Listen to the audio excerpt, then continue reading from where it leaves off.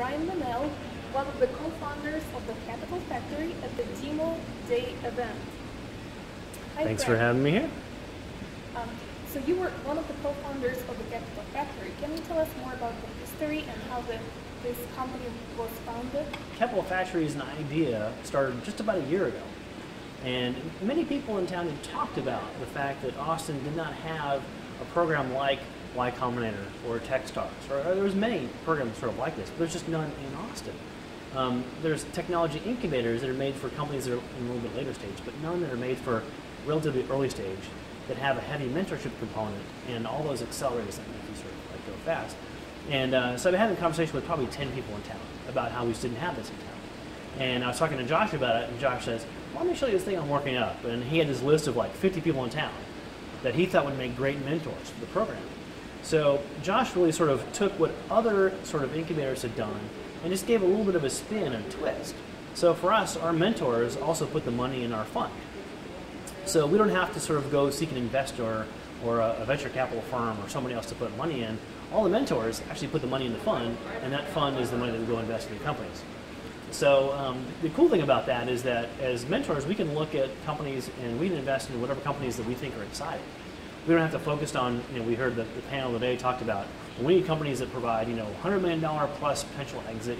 We don't have those criteria. We don't have those stipulations. We can invest in things that we just think are maybe cool or they're game changing, but they're just really early. They just need some time to sort of incubate.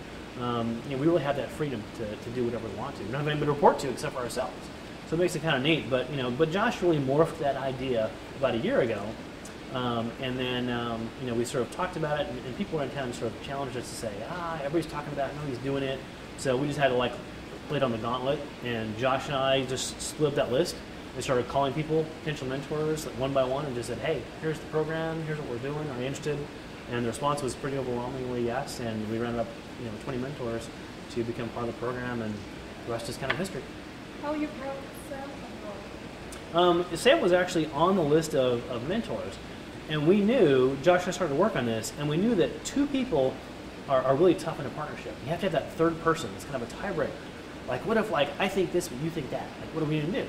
And so we basically looked at that list of who are our potential mentors, and we said, who's going to be a great sort of third managing director of this? And Sam's name just sort of bubbled to the top. And so we talked to him not just about being a mentor, but how would you like to really help us, how would you like to be a managing director of the rest of us? Help us launch this thing, be a co-founder, and really take it forward. And he was super excited about it. Sam's an entrepreneur himself. He's worked in entrepreneurial side of starting companies as well as big companies and growing companies. So as a CMO, he's got a wealth of marketing background. He's just been fantastic for the program too. So. Wonderful. Thank you so much. Thank you. Sound better? No noise?